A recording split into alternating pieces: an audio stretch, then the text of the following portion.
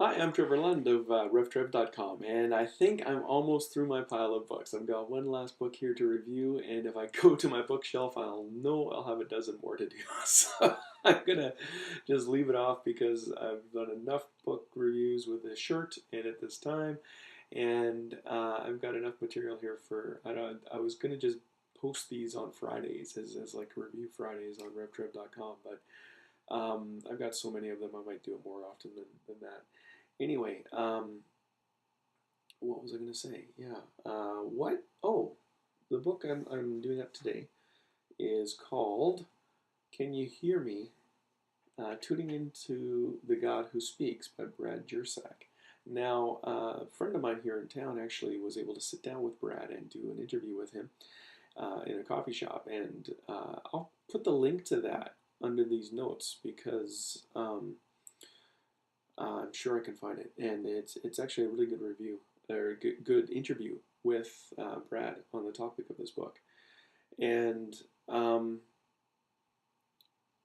I actually had him and I had two or three other friends contact me about this book because of what God was leading me into and teaching me how to teach others how to hear God. And because I had so many people write me about that book, I thought, you know what, it's a book I've got to pick up and read it. And so I got the copy of the book and I've read it.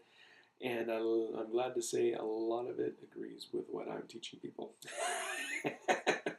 And because he agrees with me, it's a good book. And isn't that the criteria we use all the time? If I agree with it, then it must be good. If I don't agree with it, it must be lousy. But I'm not, I'm being facetious as I say that. So, um, really, like, I'm amazed at how many people can't hear the voice of God. How many people, Christians, you are his sheep, you hear his voice. you ask for wisdom, so why do you doubt that you get wisdom? There's a tools available in this book, and probably in some of the books I've written. Actually, in Hope and Transition, I actually write about this for how to hear God's voice, because one of the processes of hope is hope needs to listen to God. So how do you know to listen to God? And I've got a chapter in there on how I've learned to listen with soaking and through conversational journaling. And Brad doesn't call it conversational journaling, um, but basically that's what it is. And oh, I should have reviewed this book when I read it. I can't remember all the details. But anyway, Brad does a good job, and I will put the link into the interview too because it's phenomenal. It's a good job, and you should start reading um, my friend's blog as well because he's passionate about prayer, and he's passionate about equipping people to pray. And I'll put a link down there to his site. Anyway, if you want those links, come to revtrev.com, search for Brad Jersak, and that will come up. This video will come up on there, and the links will be on the bottom. And anyway, it's 3 o'clock. I really hope that 3 o'clock bell didn't show up, but I must have. So now you know I'm doing this on a Mac. You know that my wife has got her